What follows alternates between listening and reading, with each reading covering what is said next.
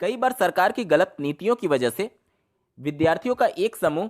दूसरे विद्यार्थियों के समूह के सामने माननीय कोर्ट के दहलीज पर खड़ा हो जाता है। जिस प्रकार से माननीय पटना हाईकोर्ट और माननीय त्रिपुरा हाईकोर्ट के द्वारा एनआईओएस से डीएलएड करने वाले प्रशिक्षुओं के फेवर में फैसला देते हुए उन प्रशिक्षुओं को भी प्राथमिक शिक्षक भर्ती के लिए पात्र कर दिया गया था, उसके बाद से एनसीटी और एमएचआरडी मिनिस्ट्री ने भी 18 मंथ के एनआईओएस डीएलएड कोर्स को आने वाली शिक्षक भर्ती के लिए पूरी तरीके से पात्र मान लिया था। लेकिन माननीय गुवाहाटी हाईकोर्ट के द्वारा एनआईओएस डीएलएड प्रशिक्षुओं के पात्रता पर फिर से एक बार सवाल चिन्ह लग गया है। स्क्रीन पर आप आसाम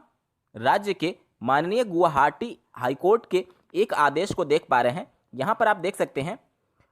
23 नवंबर 2020 को ये ऑर्डर जारी किया गया है और इसमें यही बातें लिखी गई हैं कि माननीय पटना हाईकोर्ट और माननीय त्रिपुरा हाईकोर्ट ने जिस प्रकार से 18 मंथ के एनआईओएस डीएलएड प्रशिक्षुओं को पात्र किया है, लेकिन जब सरकार ने ये एनआईओएस डीएलएड कोर्स बनाया था तो उस समय इन सर्विस टीचर्स यानी कि जो पहले से शिक्षक हैं उनको मेन धारा में लाने के लिए ही इस कोर्स का निर्माण किया गया था।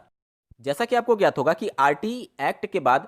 पूरे देश भर में सभी शिक्षकों को अनिवार्य रूप से शिक्षक बनने की ट्रेनिंग लेनी होती है और टेट सीटेट भी क्वालिफाई होना होता है। तो ऐसे टीचर्स जो कि सरकारी विभाग में पहले से शिक्षक थे या फिर प्राइवेट में शिक्षा का कार्य कर रहे थे, लेकिन वह डीएलएड या फिर बीएड जैसे कोर्सेज की ट्रेनिंग उन्होंने नहीं ले रखी थी, उन्हीं के लिए एनआईओएस डीएलएड का कॉन्सेप्ट भारत सरकार के द्वारा लाया गया। जो कि पहले से शिक्षक थे उनको डिस्टेंस लर्निंग के माध्यम से शनिवार और रविवार सिर्फ क्लास करके डीएलएड का कोर्स 18 मंथ में कंडक्ट कराया गया था। कई केसेस में देखा जाता है कि जब किसी एक राज्य के माननीय कोर्ट के द्वारा कोई फैसला किसी मुद्दे पर दिया जाता है और अगर वही मुद्दा किसी दूसरे राज्य में चल रहा होता है तो उस माननीय कोर्ट के द्वारा पहले वाले फैसले को ही आधार बना करके फैसला दिया जाता है। लेकिन जिस प्रकार से माननीय गुवाहाटी हाईकोर्ट के द्वारा इस मुद्दे को फिर से सुना जा रहा है, उसको देखते हुए ये कहा जा सकता है कि एनआईओएस से डीएलएड प्रशिक्षुओं के लिए आने वाले भविष्य में खतरे की घंटी बज सकती है। हालांकि अभी इस केस में 2 वीक में फिर से सुनवाई होने जा रही है, जिसमें अंतिम रूप से फैसला माननीय गुवाहाटी हाईकोर्ट के द्वारा दिया जा सकता है। यहाँ पर जो रेगुलर कैंडिडेट होते हैं डीएलएड के, जिन्होंने 2 वर्ष का रेगुलर कोर्स किया डीएलएड का, वह पूरे विरोध में होते हैं एनआईओएस डीएलएड कैंडिडेट्स के, क्योंकि उन्होंने 2 वर्ष